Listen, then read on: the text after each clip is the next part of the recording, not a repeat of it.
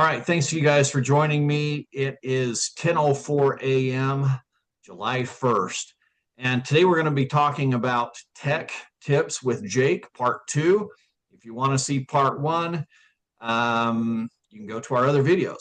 Do you remember what channel we had that on or playlist we had that on? It's on the Elite Agent Training channel on YouTube.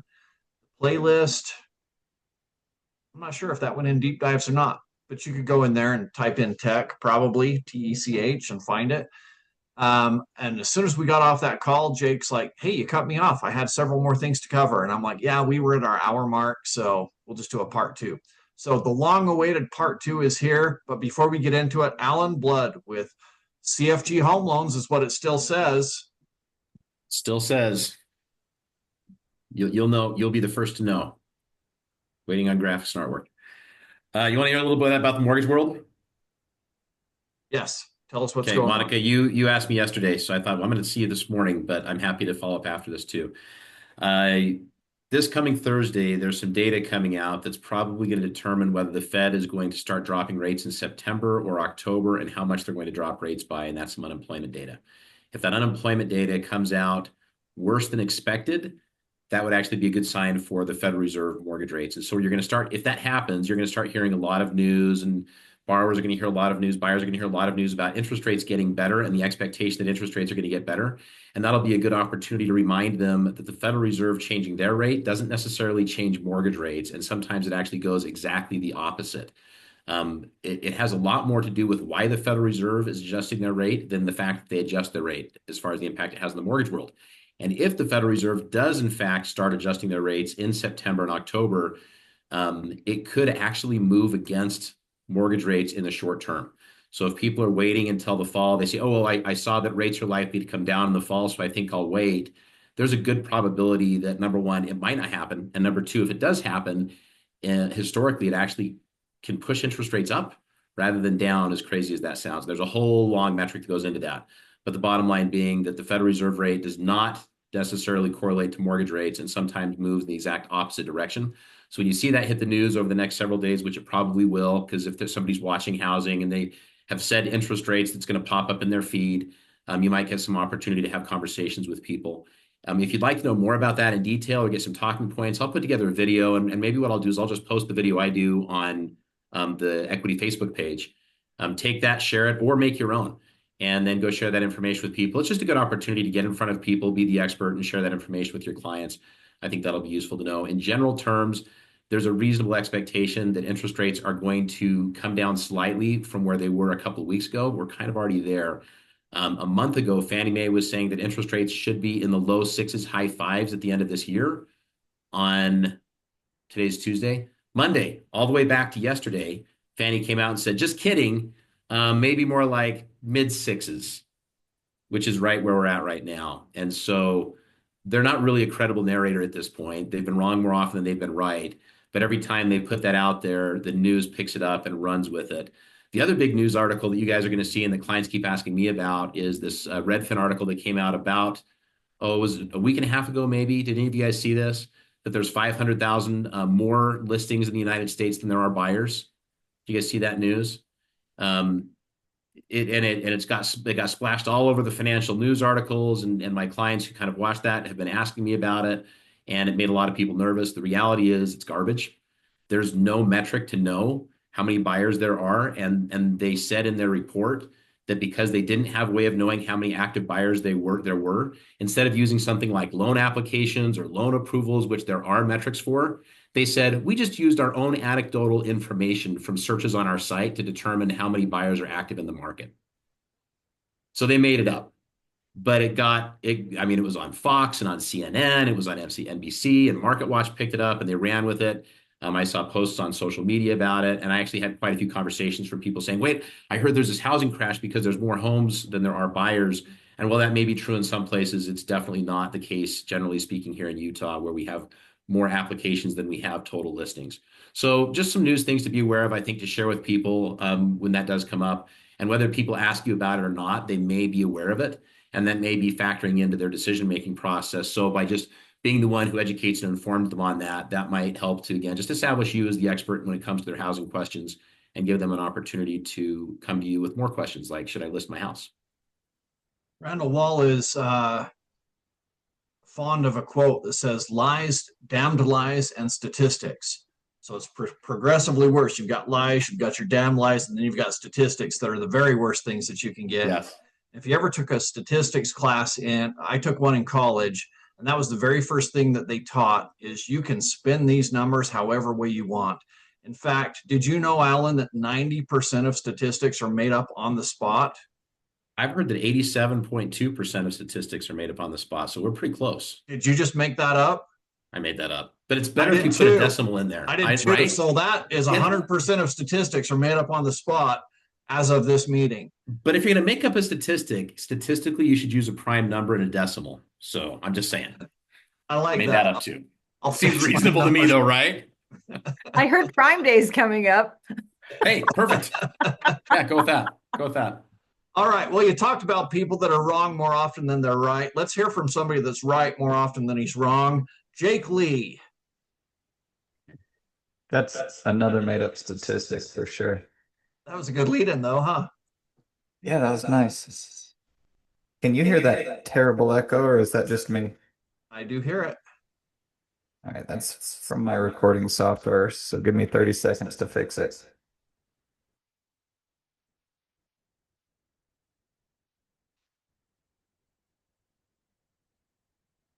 While Jake is fixing that, oh, you back, Jake? I think so. Is that better? Yes. Go ahead with your thing, though. I was going to say, while Jake is fixing that, we've had several people ask where these recordings will be kept because we are recording these things. We started to record last week, our Monday marketing with Randall. So we're going to be posting those to both our Facebook page and the Lead Agent Training Facebook page. And it's like a Spotify thing, right, Jake? We can post it there. Yeah, we could put this on the podcast. So we'll put those there if you guys want to find these things later on as a podcast, since sometimes we're just driving around the car and that's what we want to listen to. So with that said, Jake, go ahead. Okay, this one will probably be way less helpful as a podcast. So right after I said that, I thought maybe not a podcast for this one. But any of the audio trainings, yeah, we save those and add them as a podcast. And we link to that every Monday morning when you get those texts at 8 a.m. So click on that if you want to check that out. Let me request to share my screen, Eric. Yep. Okay. Share. Okay. You guys seeing my screen? Yes. Okay. So I made a long list of random topics I can cover, so feel free to jump in and cut me off if anybody has questions or wants extra clarification on stuff. I'm just going to go through a lot of it quickly because I know a lot of this might already be familiar to the people who are on this call. So we kind of went through dotloop last time. Some of the things that I still answer all the time on the phone is kind of the difference between bringing documents from the MLS as a PDF versus using the templates that we've got saved in dotloop. And yeah, there's pros and cons to both. You'll always get the most recent forms directly from the MLS or directly from UAR. But we do have these UAR interactive forms saved as templates within dotloop. So the main one that people have so much trouble with is the seller's property condition disclosure, because that's 16 pages of fields that you'd have to fill in and format for dotloop if you're trying to bring it over from the MLS. So we've already got this in here. It's all formatted. One of the things I want to point out is assigning user roles, like when you're sharing documents as far as the permissions people have. So right now, if I share this with can sign permissions, you can see here, won't let me mouse over. It says they can sign and complete assigned fields only. So if we come back and look at the fields, we can see this is assigned to no one, so they won't be able to touch any of those. These are assigned to the sellers, so they could do those. These are assigned to no one, so they will not be able to fill in any of these fields that are assigned to no one. if that makes sense. So there's two ways you can fix that. Either you can, click and drag, assign a whole page worth of stuff to either one of the sellers or the role as a seller, and it will let either of them or both of them fill in that form. Or the easier way you can do it is when you go to share, you can change it to fill and sign. And then even though all the fields are assigned to no one, because the fields exist, the sellers will be able to go in and fill in every field that's not already filled in the document. Yes, Eric. I interject here. So this Yeah. is one of those forms that from a broker's perspective, I know Jake has given you a good training about how to fill it out. From a broker's perspective, I encourage you not to send this form via dotloop to your clients. You can send it to them, but don't prep it for them to fill out. The reason being is if you scroll down just a little bit, Jake, let's say that you've made it so that they can fill in form, right? So Yeah. scroll down a little bit more to one where they have to give a little bit of, like right there. Is the property or let's see, addition remodels completion? If yes, please describe to your knowledge the nature of such remodel alteration work. Jake, to your knowledge, if I start typing in there and it overflows the bounds of that frame, does it expand that frame? No, it will not. So this is not like the MLS. You could fill in like a million lines of text. Let's see.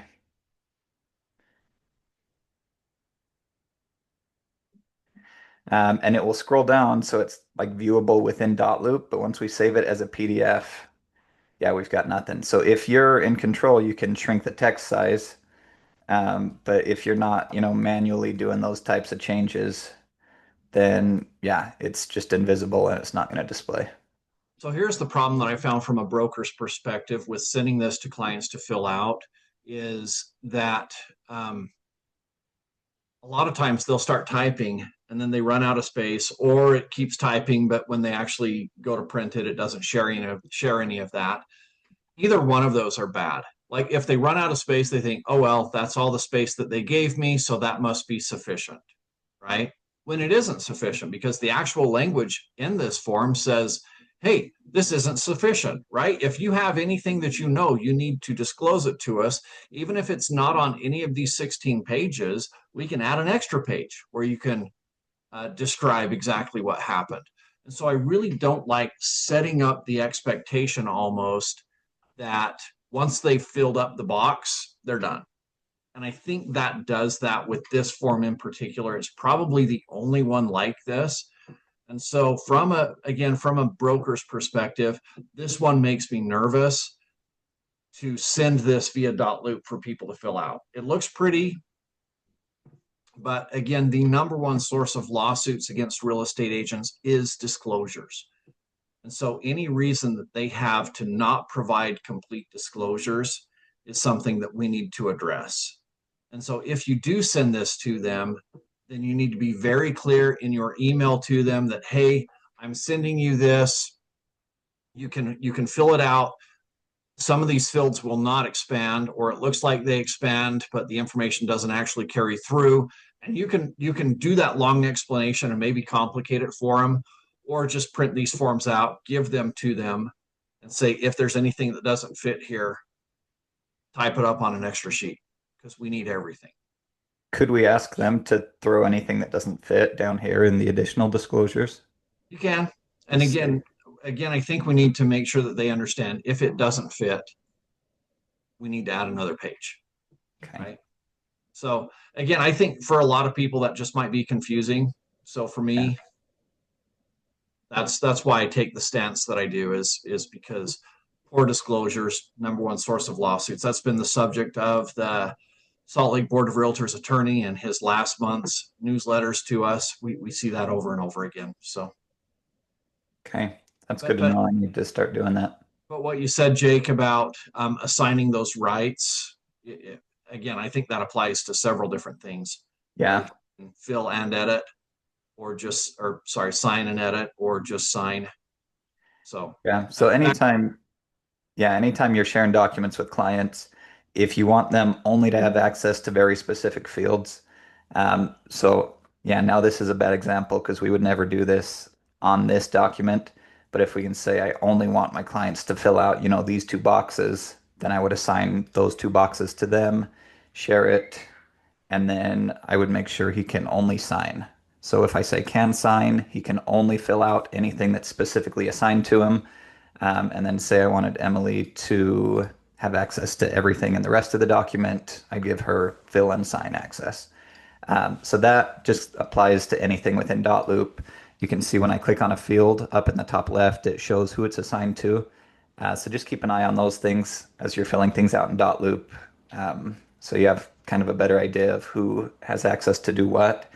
I do a lot of transaction coordination for different agents, and there's always complaints when they don't understand how this kind of stuff works, if they're trying to do it themselves and they're like, why can my client not have access to this thing I just sent them?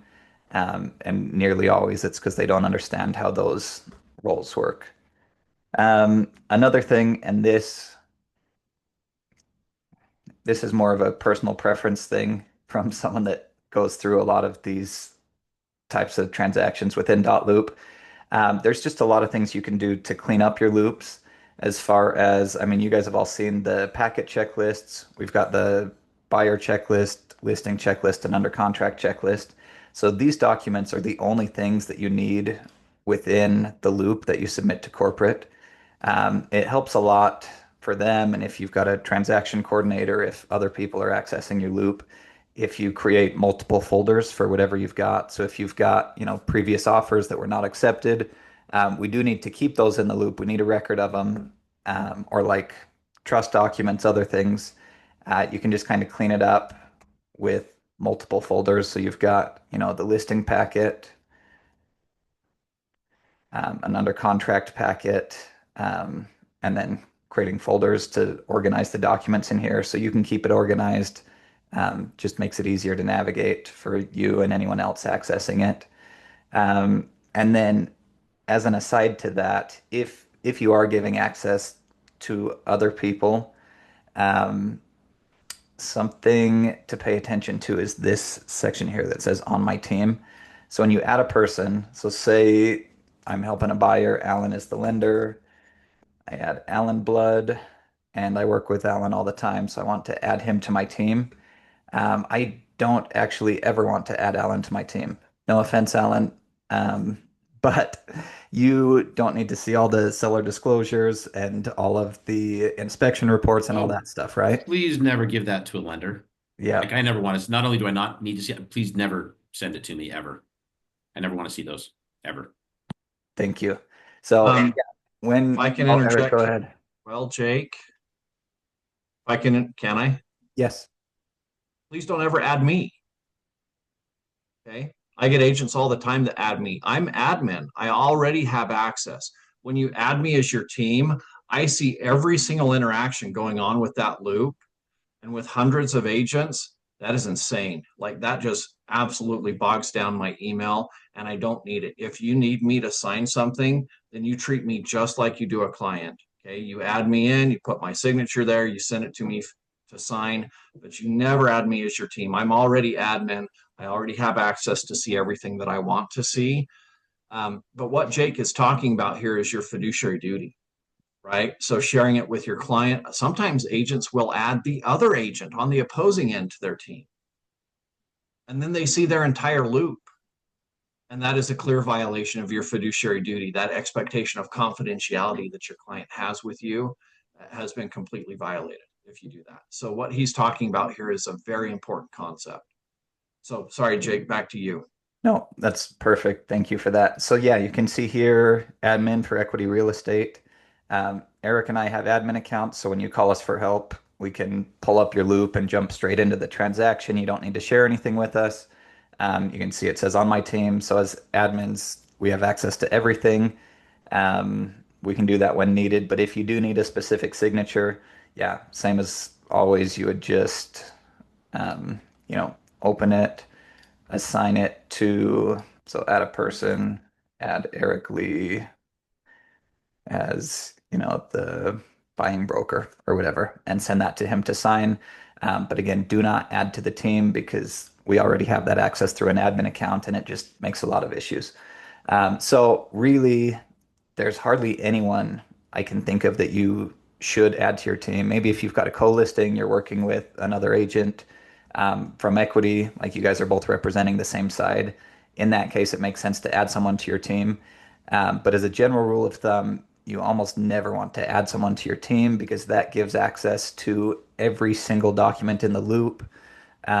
Anything that you upload or share from dotloop, they have full access to read, view, edit, do whatever. Eric, you're raising your hand again. Yeah, I hope you don't mind this, Jake. I love it. Um, Thank you. Jake's touching on some really important things here, and I just want to go along with what he's talking about as far as cleaning it up, for example.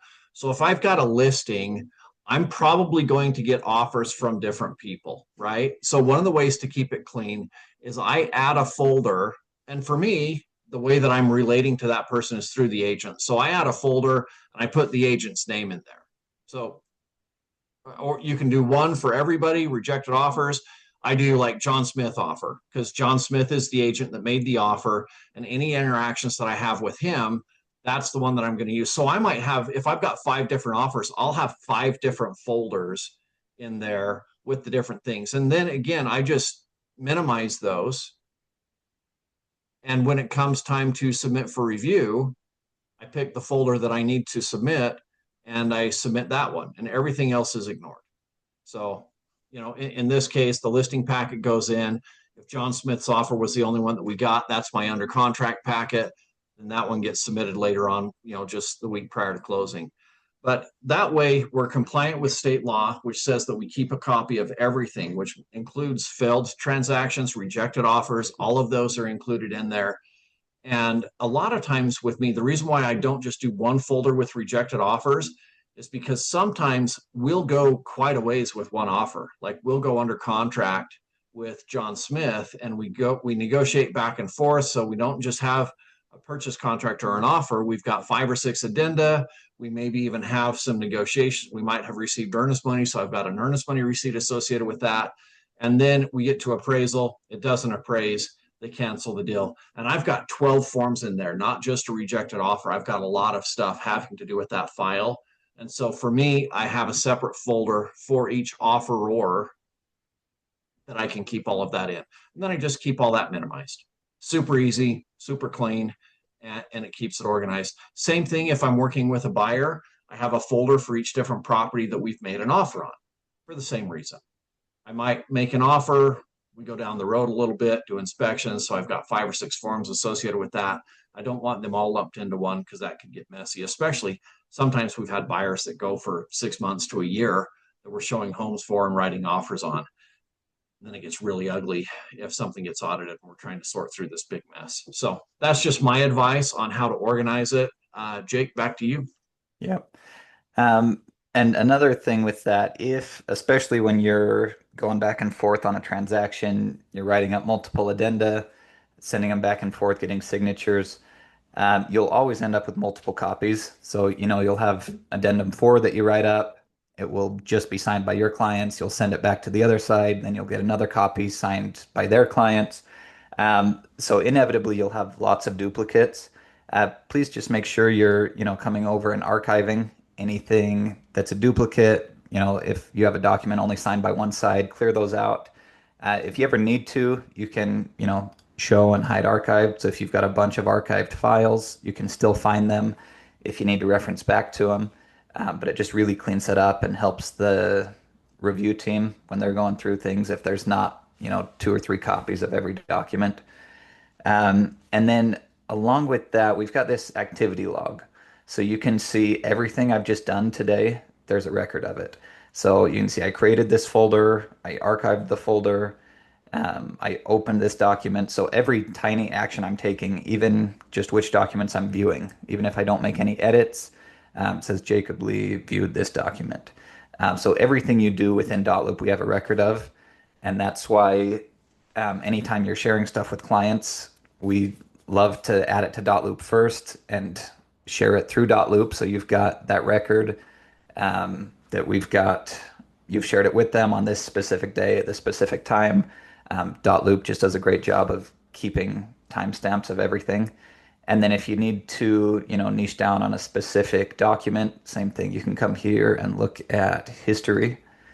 So if we go back to the bottom, you can see I added it from the templates. I opened it, um, exported to a PDF, shared it with clients. Every time I viewed it, anytime I modified it. So you can see the entire history of the document by coming over here and clicking on the history. So there's times when that's useful. Um, I know most of the time we never touch that kind of stuff, but just so you're aware, it's there. We've got the activity log at the top. That's everything that's ever happened in your loop, or you can go into the history for each document. That was all I had with dotloop. Did you want to add anything else with that, Eric? Yeah. So what Jake just covered for you guys, again, from a broker's perspective, I get to see things that a lot of you guys don't as far as problems. We have had calls from the Division of Real Estate filed against a real estate agent. As you may remember from your real estate licensing classes, one of the things that is actively required of you, meaning they don't have to request it, we have to be proactive, is that our clients need to have copies of everything, right? And so what Jake just said is that we can prove that we've given them copies through using this technology that we provide you. And so when the Division of Real Estate calls me and says, hey, so and so, which just happened to be one of those people that makes their living by suing everybody else. So we did a transaction. They sued the other party. They sued the other agent. They sued us. They sued the lenders. They sued title. They just sue everybody and hoping that they'll make a little bit of money just to make them go away, right? There are people like that in the world. And they filed a complaint to the Division of Real Estate when we wouldn't give them money. They tried to make our life ugly. And so the division called me and said, hey, these people said you didn't provide them documents. And so I came right here. I pulled up exactly what Jake showed you and sent that to the division. They said, okay, we're releasing this investigation. We're ending this investigation immediately. Apparently, they've lost their copy. Please send them another copy. And we were done. As far as division investigations go, you can't ask for anything better than that, right? So this is a great way that we use to protect you, and also some of the things that is saved is the comments and interactions that you have with the client. So, for example, if things are getting a little bit testy, and I'm like, yeah, this is getting a little scary here, then instead of me emailing them through Google, which I may be able to 3 or 5 years down the road when I get subpoenaed and they say, send me copies of all of your interactions, maybe I'll be able to find it, maybe I won't, right? But here I can go in, and what Jake did is he clicked that little message thing up at the top.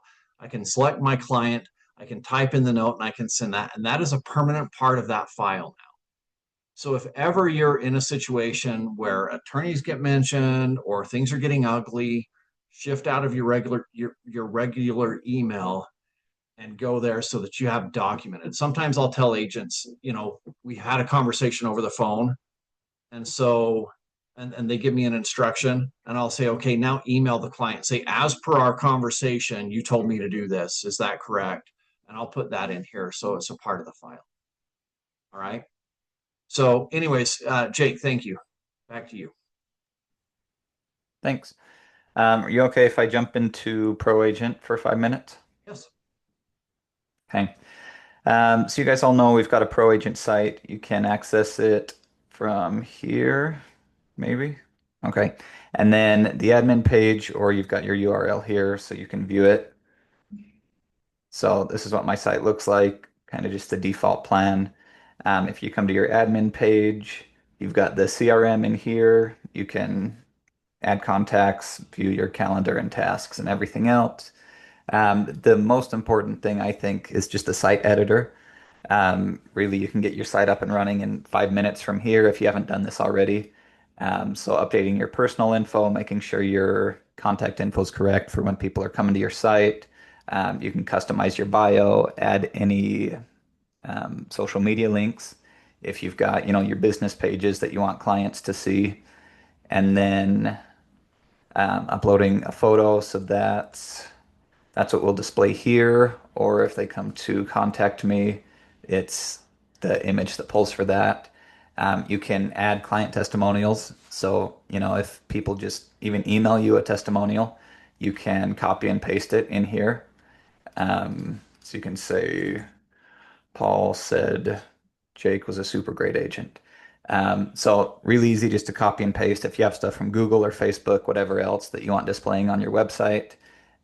You can literally just copy and paste it right onto there and it will display with your testimonials.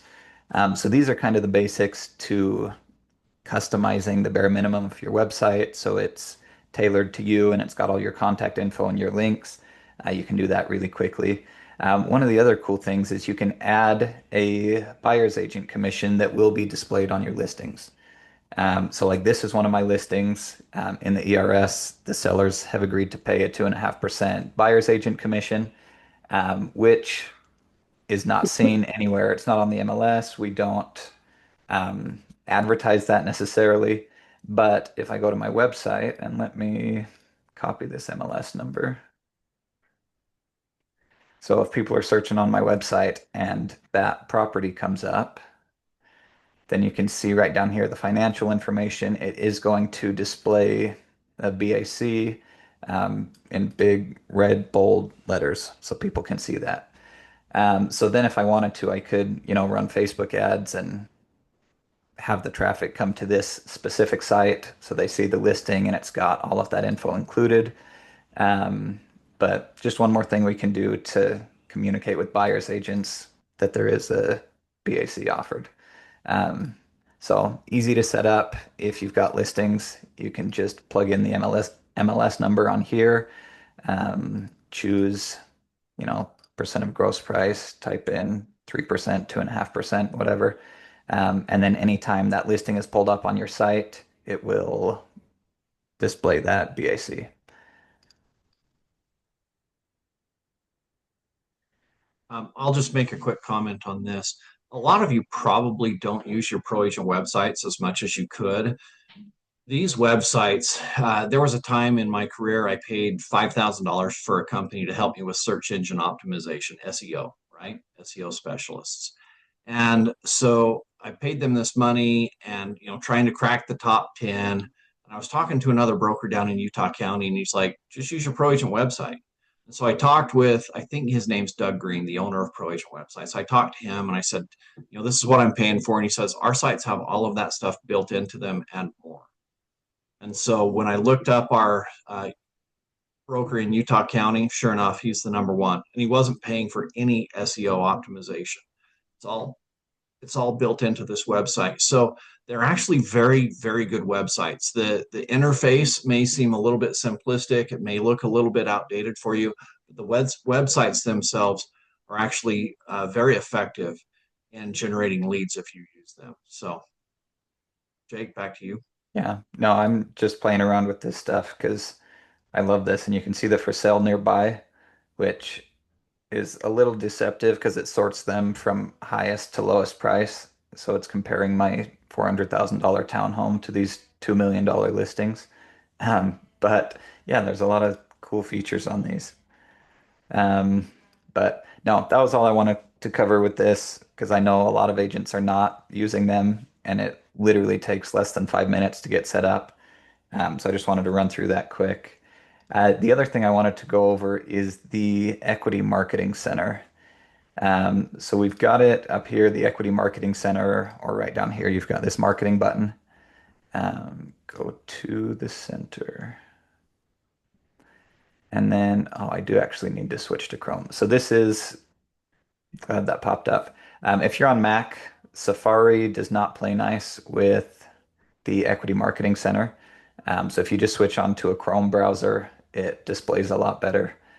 Just some viewing issues with that. So if you come in here, it's got, new listing, open houses, social media, prospecting, sphere marketing, tons of different content that's all pre-made, ready to go. So I was just looking at some of the prospecting stuff, like letters that you can mail out. You can do direct mail, so you can view, make sure both sides are accurate. And you can literally mail marketing from the Equity Marketing Center, which is awesome. You can upload an address list and have it mail marketing pieces that you design from in here. You can, so let's say I've got an open house.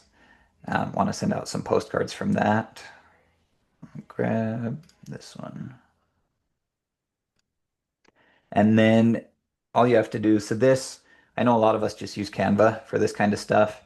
The nice thing about this is you can literally type in the MLS number. So that's the listing I was just looking at on ProAgent. I can just paste in the MLS number. It will pull up my listing, pull all the info and the images from the listing and add that to all the marketing pieces on here, which is awesome. So I can click to change photo, browse through all the MLS photos, and this one looks good. And click done. And now I've got the open house postcard, change the date, but everything else in here is auto-filled and accurate. Check the backside. I need to update that. Looks kind of like me. And then again, you can do direct mail, send that out, or just order prints, and you can have a bunch of copies sent to you that you can do whatever with. So lots of different resources in the marketing center. They've just done a really good job of making it super easy to add your own stuff. You just paste in your MLS number, upload your headshot once, and it will sync with all your different marketing pieces. So it's like our own customized version of Canva that's got everything we needed and just pulls your own info really quick. So I thought that was a cool tool. Did you have anything else you wanted to point out on this one, Eric? No, I think that's great, Jake. Thank you. And again, they've got stuff that's online. They've got online resources. So you've got the print materials, you got the online materials. You even have resources for if you do Zoom calls. I know since COVID, a lot of times I'll do Zoom calls with a buyer, especially since we have this new requirement that we get a signed agreement with them prior to going out on showings. So sometimes I'll schedule a Zoom call with them the night before we go to showings and say, okay, let me tell you everything that I do. And so I'll do my buyer presentation and I can download a background through here to my Zoom call that has equity in the background and makes it look really professional. So Where can we find that? scroll down a little bit to, I think it's presentations, presentation backgrounds. There it is. Nice. I'm going to download a couple of these right now. Maybe not. That's going to take a minute. Okay, that's awesome though. That's good to know. Yeah, real simple. And then you can save that in Zoom and it'll be there every time you open it. Can I ask a question, Eric? Yeah. Which do you guys feel is better, the website from KV Core or the ProAgent website? I think there's pros and cons to both. As far as SEO, I think that the ProAgent website does better. They've just got the mechanics in there. As far as looks go, I really like KV Core. They do a great job with that. Both of them, all of the leads generated go directly to you. You've got a little bit more control over some things with KV Core that you can do, but I think the SEO is better with the other one. So I think there are pros and cons to both. And the good news is, if you really like KV Core, you don't have to choose because we provide the ProAgent websites to everybody. In fact, if you haven't logged in thinking, hey, I don't ever use this, but you've got the regular equity sign with that phone number on it, that phone number is what directs people to, like, all of those leads go to ProAgent websites. And when we signed with KV Core, our contract with them said that they could do that same thing, and then they weren't able to do it. So a year later, their promises unfulfilled, and we're trying to get them to do these things, and they came out and they're like, we just can't do that. So then we went back to ProAgent websites and signed up everybody with ProAgent websites because that 24/7 caller ID number, that call capture system, only works with the ProAgent website. So there's again pros and cons to both of them. Okay, thank you.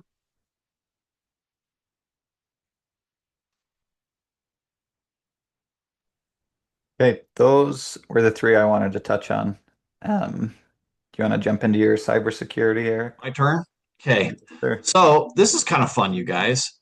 I had AI design this for me in like 1 minute this morning. I said, I want to build slides based on cybersecurity for real estate agents. And so this is the presentation that came up with it, literally less than 1 minute of work. Kind of cool with AI stuff, right? So, but it Hey, does Eric, what cover program did you use for that? Just out of curiosity. PowerPoint. Okay, cool. Just opened PowerPoint and said, would you like help creating a slideshow? And I said, sure, why not? I've never tried this before. And this is what I got. So I want to go over it with you guys. First of all, the cyber threats that we have.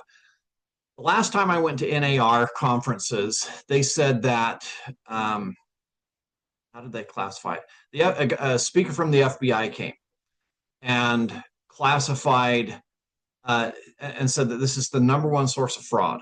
It's the email.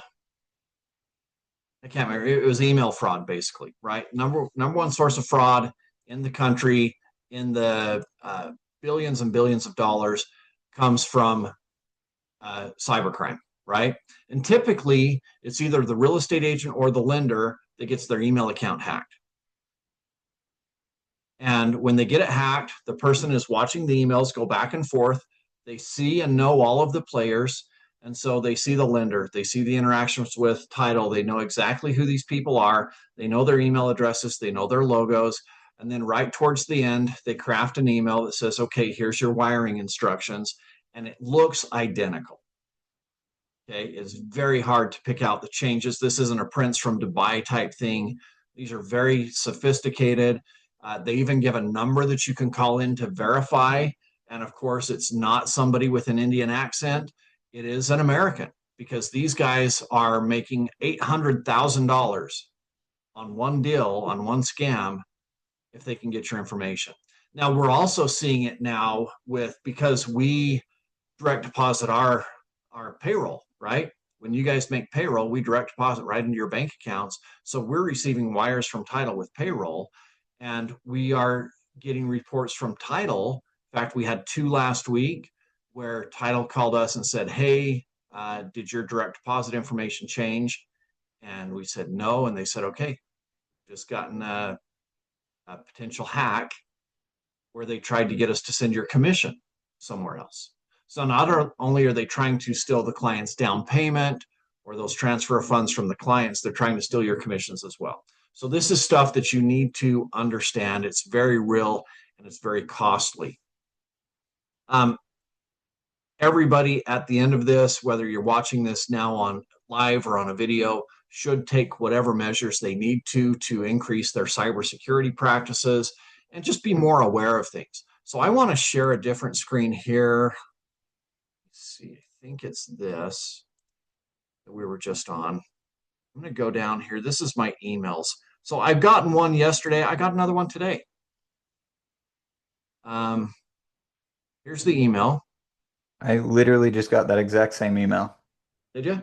From that same All right. sender. Yep. So no subject. It comes from a really weird email address right here. These are very unsophisticated, by the way. But if you're not paying attention, you're like, oh, there's an attachment. I'm going to click on it. Right? Now you got problems. If I go back, I got another one yesterday. This one looks a lot more sophisticated. That's no subject. They didn't make any effort at all in that one. This one, at least, they've got an attach. It looks like it's from the Geek Squad. But again, you look at the email address and it's all garbage. It's gibberish, right? But it's a project proposal draft. And maybe it's an offer. Maybe they get a little bit more sophisticated with the way that they put it. But do not click on these types of things. All right. So let me go back to my actual presentation. I want you to be aware of, like, if you're just not paying attention, like, oh, there's a link and it might say that it's an offer. I don't click on anything from somebody that I don't know. Right. Sometimes I get email, I'll get a request to sign things and it comes from the other agent. And I call my agent up and I said, hey, this other agent is telling me, is asking me to sign this. I don't sign unless it comes from you. So is this legit? And I have had agents say, no, we did not agree to that. And they're trying to get me as the broker to sign off on it. So it's not even really like somebody hacking.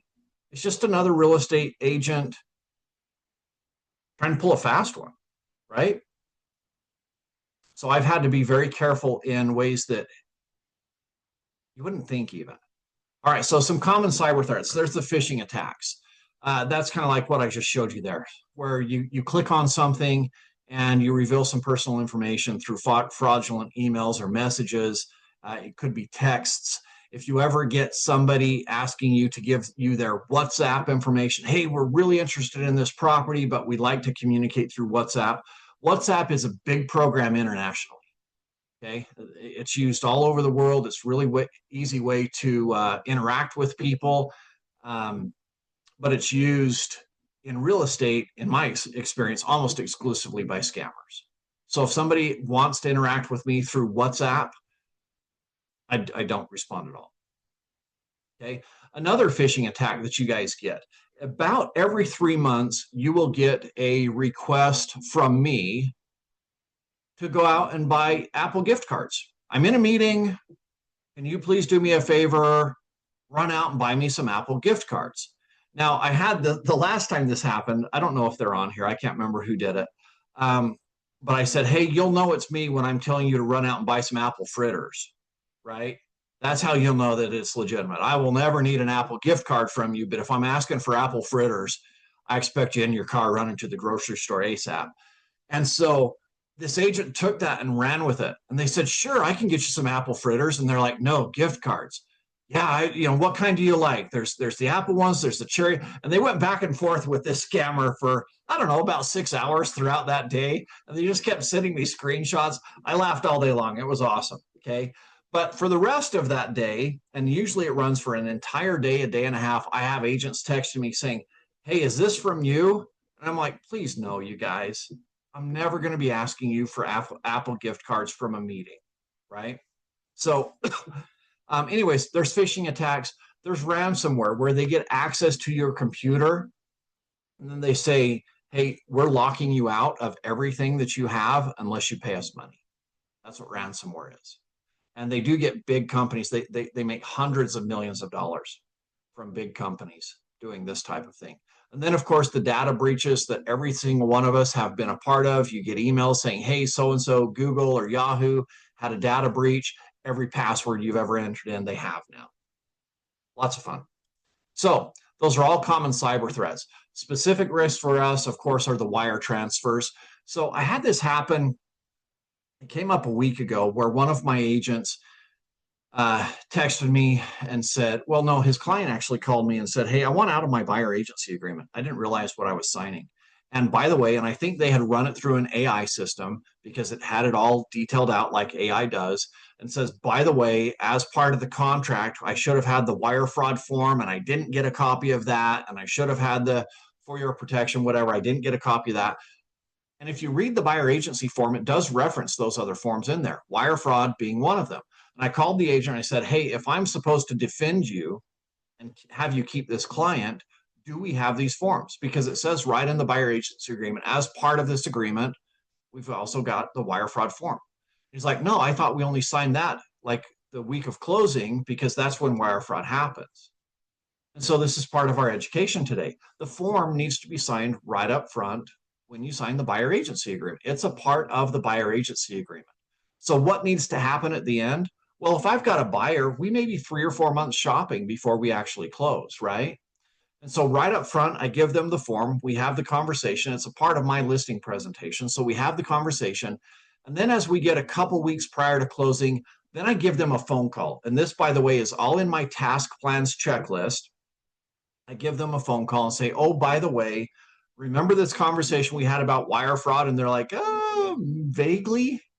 I'm like, okay, this is what you keep an eye out for. Any emails that tell you where to wire things are fraudulent. Do not follow them. Okay, what we're going to do is we're going to go in to the title company. We're going to close. They're going to print out their wire instructions and hand it to us. And we're going to take that hard copy of wire instructions down to the bank, and then we're going to send our wire immediately after closing. Right? Now that works great unless it's an out-of-state buyer, and then we do have to follow some wire instructions. And then there's some very specific things, instructions that we can follow from the title company to make sure that that is protected. But we need to be very aware of this. Now, confidential information is not one that we should have. It's one that Alan deals with a lot. Okay. But as real estate agents, we have no business having people's social security numbers, anything confidential we shouldn't have, right? I'm not running credit checks on them. I'm not doing these types of things. So I should not be collecting that information. I don't want it. I don't want to have it. If they, just like Alan said, he doesn't want to be added as a team member to have access to all of those things. We don't want access to all of those other things that are confidential, because you have an expectation that you will protect all of that information out. And most of us don't have that on our home computers. Alan, you got a comment? Yeah, just one comment on that. We use a lot of different secure systems when people upload stuff to us. People always want to, snap a picture and text us or email us their social security number documents and their W-2s. And I would personally recommend against doing that. So we always encourage people to upload through our secure systems, but inevitably people want to just email that stuff over to us. So if you do get somebody that's emailing that to you and saying, oh, forward to the lender, I would just maybe let them know that you can't forward that, but that you need, delete it out of your system, say, sorry, I'm not able to forward that private information. Please contact them directly or call the lender, get their upload link for the client, whatever. Just, I would recommend, if they happen to send it to you, and I have some agents do this, I wouldn't pass it along. I would delete it out and pull it out. We carry some pretty heavy cybersecurity insurance so that if somebody does hack in and get data, that we're protected. But as soon as you forward that over, you've now shared confidential private information, and that could open you up to a potential liability. So I would just let clients know, send this direct to the lender. They probably have an upload system, make sure that you're uploading securely. Just don't be the pass-through, because that might open yourself up to liability you don't want. Thanks, Alan. Yeah, so if anybody says, hey, can I send this to you? No, send it right to your lender. They've got their portal, because unless you have those extra measures to secure that, which I don't know any real estate agent that does, then you shouldn't be involved in that. Okay. All right. Impact of cyber attacks. Again, billions and billions of dollars are attached with this. It can damage your reputation. Of course, somebody loses $100,000 or a couple $100,000. That's really bad for you. And if they end up hiring attorneys, then they're going to name everybody that even looked at that deal, right? Somebody should have protected me, is the mindset. How come it wasn't you? How come you opened me to risk? How come you, with your home computer, without having any of these protections, agreed to pass this through? You should have known better, right? That's what the attorneys are going to come after you with. It's not industry standard for you to gather this information. You're operating outside of industry standard. Oh, but I was just trying to be nice. Well, your attempt at being nice was uneducated, it was uninformed, and you've cost me $800,000. Okay. So we stay within our lane, we stay within our guidelines. Sometimes agents trying to be nice actually do some of the worst things, trying to do a favor for somebody by operating outside of their area of expertise and opening up their clients to some problems. So securing digital transactions. One of the best things that you can do, and most people don't have encrypted emails. There are encrypted emails that you can have. What is one encrypted email that we have? We just covered it. Like with dotloop. If I want to send a secure message with dotloop, that's pretty secure. The secure messaging apps where it keeps permanent records of that, I can do all of that with dotloop, and that's much harder to hack. And I'm not going to say that I don't even know if it's encrypted. I know that it's just more secure than your email account is. All right. But I can't even say that that's encrypted. There are separate email accounts that you can get that are encrypted. I've looked into those. I don't know that it's necessary so much because, again, I shouldn't be sharing a lot of secure. I shouldn't be sharing any sensitive information, to be really blunt. Okay. But I don't want my stuff hacked. So one of the things that I can do as far as data protection goes, secure document sharing, again, when I'm sharing documents, if I do that through dotloop, that is more secure. They've got their protections involved. There's some encryption done with that. But some security measures that I can do is the two-factor what's it called? Two-factor authentication, right? Everybody should have that set up for their email account. If anybody tries to sign into your email, you should have a text coming to your phone saying, hey, this is from a computer we don't recognize. But everybody should have two-factor authentication set up as ways to protect you. So here's some of the different practices that we can do. You've got the strong passwords. I know that it's really easy to remember the year of your birth or the year of your marriage or graduation or whatever it is. Try to utilize the software that's provided. There are different, when I go to cyber fraud classes, there are specific programs where all of these things are stored and secured, and they generate the strong passwords for you. So you've got password managers that manage these things. With me, because I like a PC as my desktop, I don't like the Mac like Jake does, but I like the iPhone. My passwords don't combine. And so if I change a password in one place, I have to remember to go in and change it in the other place so that if I'm working remotely, I have access to it. But make sure that you're using your password managers and generating strong passwords. And then, oh, here's what I was talking about, the multi-factor authentication, right? Requires users to present multiple verification factors. And some of these are, a password, they text your phone, something like that. Some of them have a security token, biometric data, like if I'm in front of my computer, it scans my face to see that I'm there. Sometimes it has me put in my computer code again, but make sure that you have that multi-factor authentication. All of these things remove you from the low-hanging fruit as far as hackers go. There's easier targets out there that haven't taken any of these steps. So those are simple ways to protect yourself. Another thing, some of us don't like the regular updates. Like we don't have our phone set up to automatically download the regular updates because all of a sudden it's just downloading stuff. Our computer's just downloading stuff. So we have all of these apps on our phone. We have these programs on our computer, and they're not getting regular updates. One of the number one reasons they have regular updates is these companies are constantly being hacked or attempts at hacks. And so when there's an attempt or a hack made against these companies, they update their software. And if you're not updating yours, then you're still vulnerable to all of these old hacks. So make sure, whether it's your phone or your computer, that you're doing regular, consistent updates, right? Same thing with security patches. I notice with Google, probably every other day to every 3 days. Statistically, it's probably 33% of the days, right, Alan? Yeah, 33.7. 33.7. See, that's multiple prime. Am I learning already? Yes, I am. So, but probably one every 2 or 3 days, it seems like I need to update Google. And so just on and it says, update this and we'll relaunch all of your windows that are open. It's happening all the time. Right? So keeping things up to date, again, all these companies are downloading updates to prevent cyber exploits. So make sure that you are updating your software as well.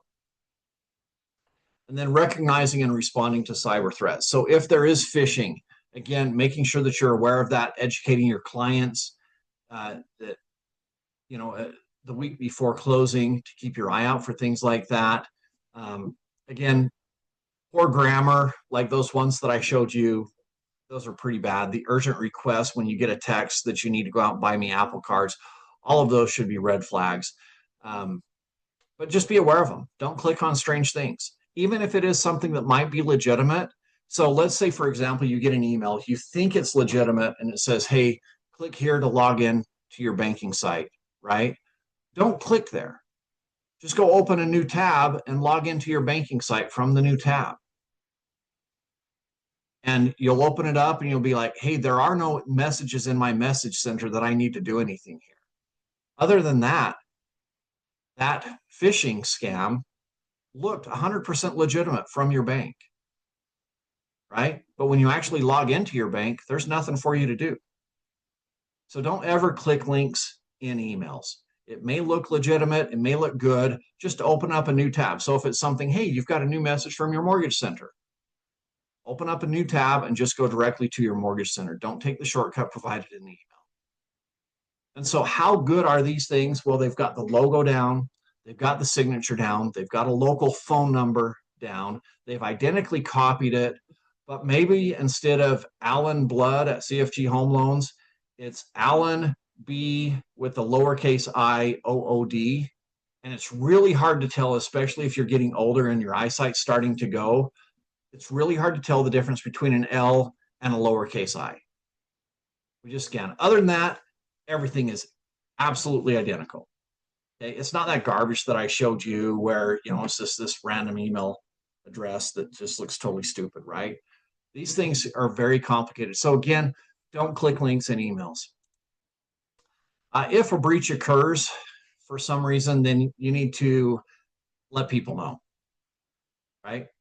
Say, hey, I clicked on this. Again, if a client is involved, we shouldn't have secure information that is ever at risk because we shouldn't be dealing in that.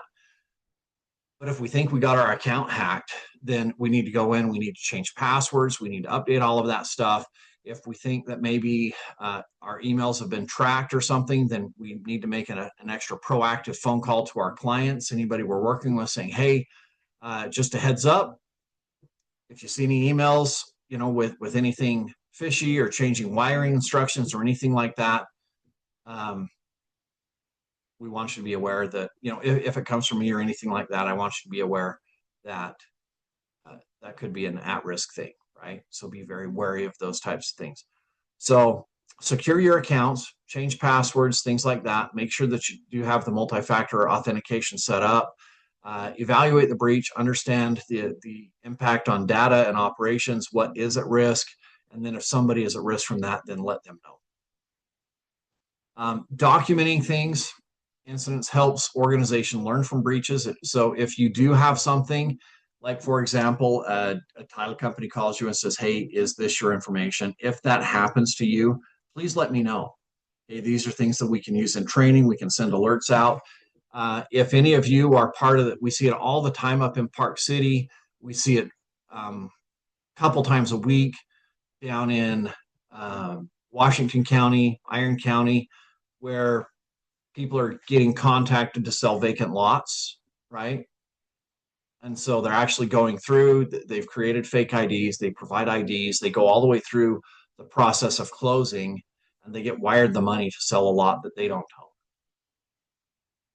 And those types of things happen all the time. It's very important to report those types of things because, again, when we report those to the board sends out a report to every member of that board of realtors saying, hey, be on the lookout for this guy. They're trying to sell this lot. We've already contacted the owners of this lot. They are not interested in selling. And yet we've heard from multiple members that somebody's trying to sell that lot, right? And it's targeted usually by the lot being paid off. There's no debt on it or anything like that, because that would trigger, hey, we've got to pay off this note. That would trigger different things. So they're looking for things. They're identifying the target not based on the individual or an email account hacked. They're identifying the target based on the land not having any liens because it's easier to go through that whole process. Anyways, when we report things, we're able to share that warning with other people. Now, how many of you, just on a separate measure, it's not necessarily cybersecurity, how many of you have access through your board for personal protection tools? Monica does. Do you know what it's called, Monica? Have you taken steps to set it up? Can you unmute? Yes, I've used it many times. Okay, and that's called what? It's the Forewarn app. So a lot Is of the that boards, Is that what you're referring to? yep, a lot of the boards across the state have utilized this Forewarn app. It's a fairly expensive app, so it's kind of cool that the Brigham Tremont board is able to provide that to their members. Washington County provides it. There's a couple of others. Just recently, and I've seen the announcement go out twice in the last 2 weeks. So it seems like every week they're sending a reminder. The Northern Wasatch Association of Realtors just came out with an app that also provides some security for you as well for showings. So make sure that you guys are getting plugged into those types of things as well. The board provides some really good resources to protect you and to protect your business. So I want to make sure that you're aware of those types of things. So I'm going to skip through some of these things and go to the conclusion. So the main thing here is that you guys take this seriously. So when you see on your phone, you can go to your phone and it shows passwords. And there'll be a little red exclamation point saying these have been compromised. Then we need to update passwords, right? We need to use more secure passwords. So go through your passwords, and if they're again, your pet's name or your first car or something like that, and by the way, don't play those Facebook games either.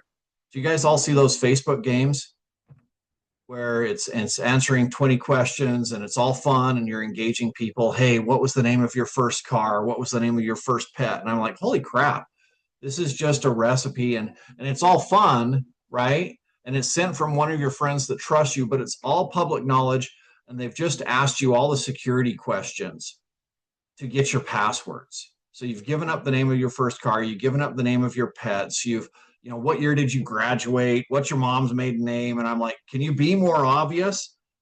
And yet literally hundreds of realtors are playing these games, right?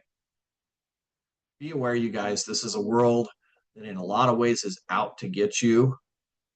So be very suspicious. Be that conspiracy theorist that questions everything online, the text, the emails, the apps, the interactions on Facebook.